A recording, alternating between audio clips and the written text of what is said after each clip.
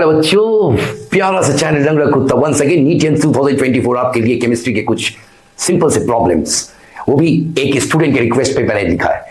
मैं यहां दे दिया हूं 3 एसिड दे दिया हूं।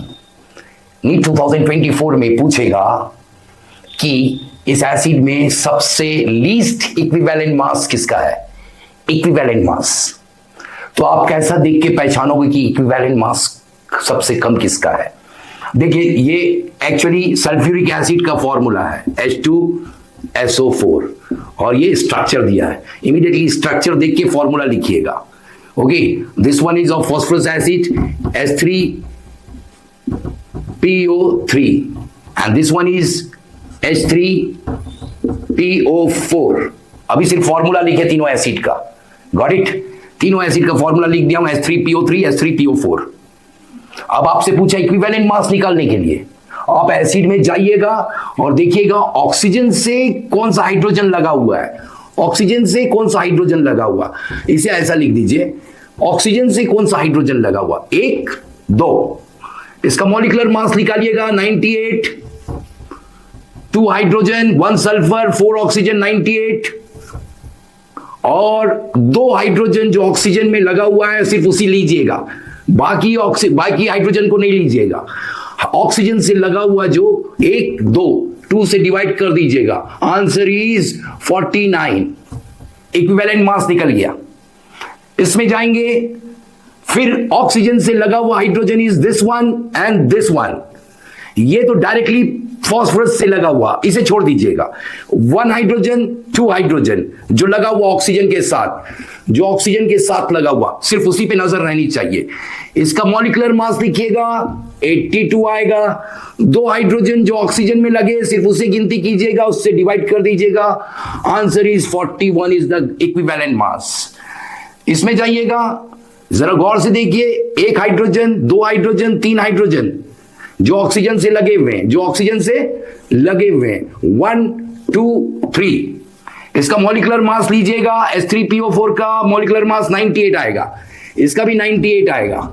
उस 98 को लीजिएगा और 3 हाइड्रोजन है, देख लीजिए 1 2 3 जो ऑक्सीजन से अटैच्ड है, सिर्फ उस ऑक्सीजन के उस हाइड्रोजन से डिवाइड कर दीजिएगा, you will get 32.6666 something. So least equivalent mass is of this acid, इसी में टिक कर दीजिएगा। Got it? Number 2, very important चीज बताने जा रहा हूं, इसे मिटा देता हूं और एक को रख देता हूं। आप देखो, जो चीज मिस हो रही है, किसी भी मेटल के साथ में OH हाइड्रोक्सिल ग्रुप का लगना, बेस तैयार होता है, basic. Sodium is metal, potassium is metal, metal में OH लगा, इट्स बेस, एल्केली। लेकिन किसी भी नॉन मेटल में अगर हाइड्रोक्सिल रखता है तो एसिड का जन्म होता है। तो हाइड्रोक्सिल किससे चिपका हुआ है, किससे अटैच्ड है, ये प्रूफ करता है कौन एसिड है कौन बेस है। हाइड्रोक्साइड अगर मेटल के साथ में लगा रहेगा तो base is non metal, sulphur, carbon, phosphorus. इसके साथ अगर OH ग्रुप लगा है तो इट इज एसिड। 2 बातें, वेरी इंपॉर्टेंट बातें मैंने बताई आपको। ओके, कल के दिन एक बच्चे को नीट 2024 में C6H12O6 ग्लूकोज दे देगा और बोलेगा इक्विवेलेंट मास निकालो। और ये तेरी कैसा निकालेंगे, ये तो कंपाउंड है, कोवेलेंट कंपाउंड है, तो कैसा निकालेंगे देखिए। इसका मॉलिक्यूलर मास निकाल लीजिएगा, निकालना इजी है, 6 × 12 एंड 12 है ना, 1 × 12 12 × 1 या है ना, 6 × 16 जैसा भी निकाल लीजिएगा मॉलिक्यूलर मास, और वापस अपने कंपाउंड में जाइएगा और झांक के देखिएगा, अरे 12 हाइड्रोजन लगा हुआ, अरे भाई इसमें 12 से डिवाइड कर दीजिएगा, इक्विवेलेंट मास निकल जाएगा। Got it?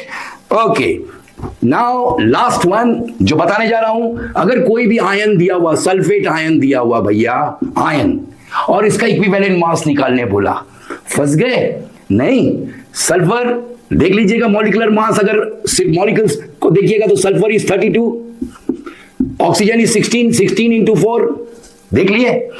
Total molecular mass समझ लीजिए ये है, SO4 का निकाल लिए,